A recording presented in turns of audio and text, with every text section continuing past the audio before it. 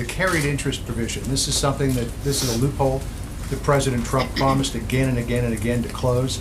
The carried interest loophole is still there in this bill. Why did the president not insist on getting rid of that? Look, the president was focused and he laid out what his 4 biggest principles were that he wanted to make sure were part of any piece of legislation. We feel that the piece of legislation where it is now certainly answered and addressed that. That has been our focus all along and what we've continued to talk about consistently here and every time we've talked about taxes.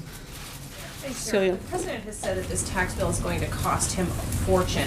It's actually not the case. How does he figure this is going to cost him a lot of money? Look, we expect that it likely will, certainly on the personal side, could cost the president a lot of money. Again, the president's focus hasn't necessarily been at all on himself, but it's been on those 4 principles that we laid out. Number 1, and priority number 1, being that it helps the American middle class.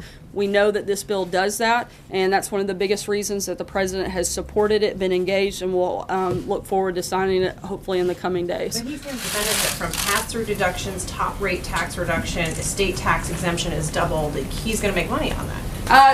Look, again, this is a tax plan that we hope benefits all Americans primarily, and priority number 1 is middle-class Americans. That has been this administration's focus. We feel like that is certainly addressed and been prioritized in this legislation, and we're going to be very excited to sign it hopefully in the coming days. Let me ask you a couple questions, pick up where John Roberts left off. He asked you about the carried interest loophole. You said essentially that it fell within the president's 4 main principles that he laid out.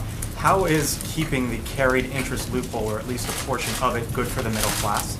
Look, the big priorities that we had, I'll go back, were make it easy, make it fair, win again, and bring it home. We feel like this tax legislation certainly does that. There were provisions that were put in place that directly help and benefit the middle class. They see more of their money come home. They see child care tax deductions double. There are a lot of things that are going to impact the middle class, and we feel like those things address the need to really help give them that boost, and we think that this absolutely will. Let me ask you this way.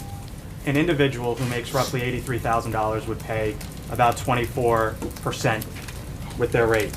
Somebody who benefits a millionaire, tens of millions, potentially hundreds of millions, if not more, still might pay 24% on that money.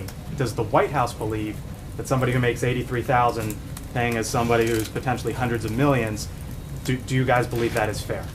Look, again, I'm not going to get into a back and forth on a detailed hypothetical situation that I don't have in front of me and that I can't quickly do the math on, but I can tell you we feel like this plan fully addresses helping the middle class, giving the majority of middle class Americans more of their money back, and that's what we've been focused on, and we feel confident in that.